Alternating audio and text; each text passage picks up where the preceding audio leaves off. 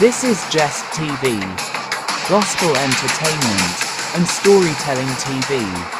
Follow now for more interesting stories and latest gospel jams from Loveth and Ab's music. I was born the orange grows me the dust of the high plains, in a community where a man's word was his iron and a woman's devotion was her crown. My name is Ilara. I grew up believing that love was a shield, something thick and impenetrable that would keep the world's sharp edges at bay. I didn't know that the same shield could become a coffin lid. I'm speaking to you now from a place of shadows, in a house that smells of expensive floor wax and old fear.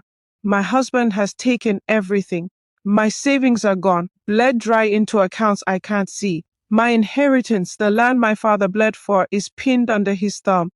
He has even brought her here, his mistress, and forced me to serve them like a ghost haunting my own kitchen. I am a prisoner in a palace, and the man I once called my protector is now the architect of my end.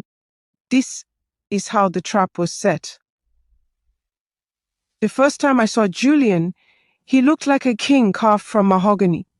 We met at a charity gala for the local hospital. He was standing near the tall arched windows, a glass of amber liquid in his hand, looking out at the city as if he already owned the horizon. When he approached me, his voice didn't just carry, it vibrated in my chest. "You look like you're searching for something the rest of these people haven't found yet," he said. His smile was slow, deliberate, a warm light that seemed to shut out everyone else in the room. Our courtship was a whirlwind of polished silver and whispered promises. It lasted 6 months, 6 months of him being everywhere I was. He confessed his love on a balcony overlooking the river, the moon reflecting in his dark, intense eyes. "Ilara," he'd said, taking my hands in his, "I've spent my life building a kingdom, but it's cold without a queen. You are the only person I've ever met who truly understands the weight of my soul." I felt chosen. I felt elevated. I didn't realize he was just measuring me for the cage. Welcome back to my channel, Loveth and Ab's GEST-TV. This is Ilara's life story, a continuation. Have you watched the previous part of the story? If not, go back now to my channel, YouTube Loveth and Ab's, TikTok Loveth and Ab's GST-TV, Instagram Loveth and Ab's GST-TV, Facebook Loveth and Ab's GST-TV. Now let's dive into the next part of Ilara's life story.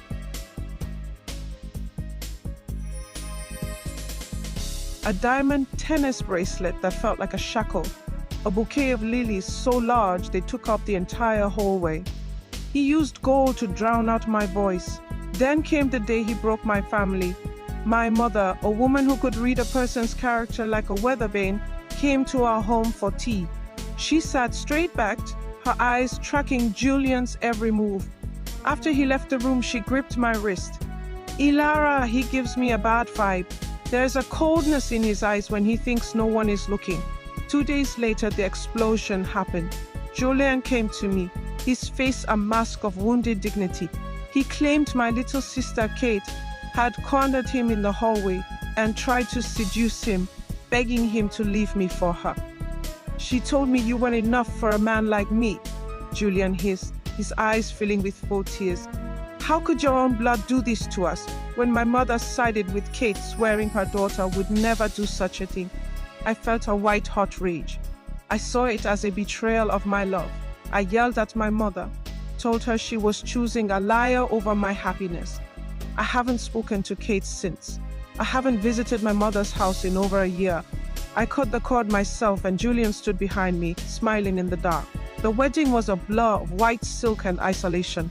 My mother showed up, her face pale and lined with grief, standing at the back of the church like a stranger. My friends were there too, but they stayed at a distance, their eyes filled with a pity I mistook for malice. I walked down that aisle thinking I was winning. I thought I was walking toward my life. The honeymoon in Paris was supposed to be the dream. We stayed at a hotel that cost more per night than I used to make in a month. Gilded mirrors, heavy brocade curtains, and the smell of expensive perfume and rain. On our second day, after a lunch that felt strangely quiet, a young man approached us in the lobby. He was a tourist looking lost, holding a map. "Excuse me," he said politely. Follow my channel to hear the fourth part of this story. Like, comment, and leave me a review. I want to know what you think. And would you want to share your story with me? DM me now. I would love to share your personal experience with you. And with your permission, share them with others. Come on, let's go the next part of Ilara life story.